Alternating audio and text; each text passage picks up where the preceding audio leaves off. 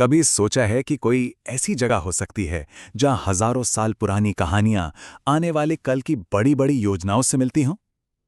आज हम सीतापुर की एक ऐसी ही यात्रा पर निकलने वाले हैं। एक ऐसा शहर जो अपने पवित्र अतीत और एक महत्वाकांक्षी भविष्य के बीच एक पुल बना रहा है। ये कहानी वाकई बहुत दिलचस्प है, तो चलिए इसमें जरा गहराई से उतरते हैं। हमारी कहानी शुरू होती है इस प्राचीन संस्कृत श्लोक से। इसका मतलब है, जहां उनके चक्र का किनारा टूटा, वहीं जंगल, जिसे ऋषि मुनि पूजते हैं, नैमिष के नाम से प्रसिद्ध हुआ। सोचिए, ये सिर्फ एक लाइन नहीं है, ये इस पवित्र जगह के नाम और इसकी शुरुआत के पीछे का पूरा राज खोल देती है। तो ये नाम नैमिषारण्य आया कहाँ से? इसका मतलब बड़ा सीधा सा है, जो भगवान ब्रह्मा के दिव्य चक्र की कहानी से जुड़ा है। नेमि यानी पहिए का किनारा और अरण्य यानी जंगल। तो ये वो जंगल है जहां उस दिव्य पहिए का किनारा गिरा था। मतलब नाम में ही पूरी की पूरी कहानी छुपी हुई है। तो आखिर इस जगह को इतना पवित्र बनाता क्या है? चलिए नैमिषारण्य की पौराणिक जड़ों में और गहराई तक चलते हैं और पता लगाते हैं। कहानी कुछ यूं है कि जब ऋषि मुनियों ने तपस्या के लिए एक शांत और पवित्र जगह की तलाश की, तो ब्रह्मा जी ने अपना दिव्य चक्र छोड़ा। उन्होंने कहा कि जहां भी इसका किनारा गिरेगा, वही धरती की सबसे पवित्र जगह होगी।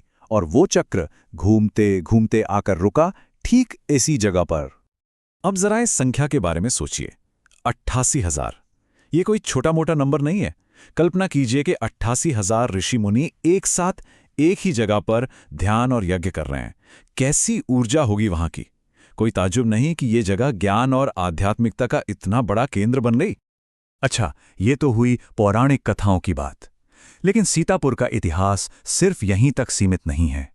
इसका एक बहुत ही मजबूत, एक ठोस अतीत भी है, जो कहानियों से कहीं बढ़कर है। मिसाल के तौर पर खैराबाद को ही ले लीजिए। इसकी कहानी सदियों पुरानी है। 11वीं सदी में इसकी नींव रखी गई और फिर मुगल काल में ये सम्राट अकबर के समय एक बड़ा एडमिनिस्ट्रेटिव सेंटर बन गया। इतना ही नहीं, ये एक बड़ा ट्रेड हब भी था, जहां कश्मीरी शॉल से लेकर असम के हाथियों तक का व्यापार होता था। और हाँ, 1857 के स्वतंत्रता संग्राम में भी इसका एक अहम रोल रहा है। तो ये तो हुई इतिहास की बात। अब आते हैं आज के दौर में। आज सीतापुर कैसा है? चलिए देखते हैं कि ये एक बड़े तीर्थस्थल के रूप में कैसे उभरा है। अब जरा इन आंकड़ों पर गौर कीजिए, ये वाकई हैरान करने वाले हैं। साल 2022 में चक्रतीर्थ और ललिता देवी मंदिर दोनों ही जगहों पर 45 लाख लोग आए। ये संख्या दुनिया के कई बड़े शहरों की आबादी से भी ज्यादा है। इससे इस जगह का महत्व और यहाँ की चुनौतियां दोनों का अंदाजा लगाया जा सकता है। तो देखिए, यहाँ एक तरह का विरोधाभास सामने आता है। एक तरफ तो है गहरी आस्था, चक्रतीर्थ, व्यासगद्दी जैसी जगहें, जहां कहते हैं वेदों का संकलन हुआ था। और फिर दूसरी तरफ है जमीनी हकीकत, इतनी बड़ी भीड़ के साथ आने वाली मुश्किलें, जैसे साफ सफाई की कमी, कचरे की समस्या और मंदिरों के आसपास अतिक्रमण। लेकिन सीतापुर सिर्फ आध्यात्मिकता के बारे में नहीं है। अरे भाई, ये शहर खाने पीने का भी खूब शौकीन है। जिंगालाला स्वीट्स की पारंपरिक मिठाइयों से लेकर कोठी ढाबे के मसालेदार खाने तक, यहां तक के नैनीताल के ऑथेंटिक मोमोज और शाहबान की मशहूर बिरयानी, यहां का खाना भी उतना ही जीवंत है जितना ये शहर खुद है। तो अतीत और वर्तमान की बात हो गई।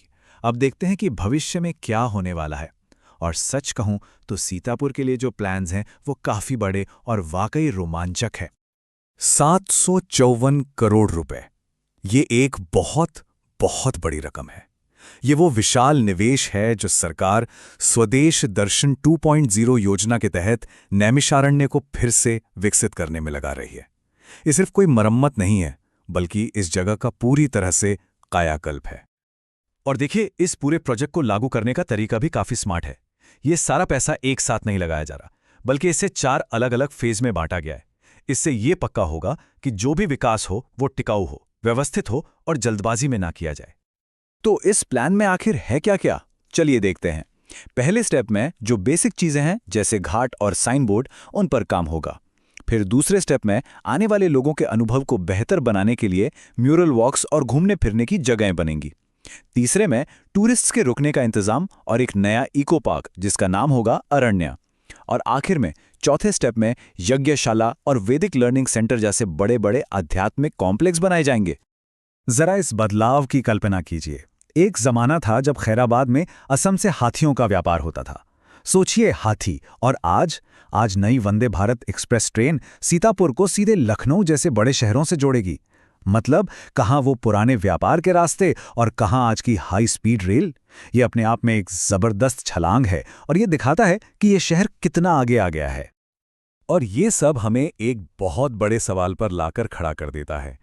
क्या हजारों साल पुरानी आस्था और आज की आधुनिक योजनाएं, ये दोनों मिलकर एक टिकाऊ भविष्य बना सकती हैं? ये सवाल सिर्फ सीतापुर का नहीं है, बल्कि भारत की ऐसी हर ऐतिहासिक जगह के लिए मायने रखता है। सोचने वाली बात है ना?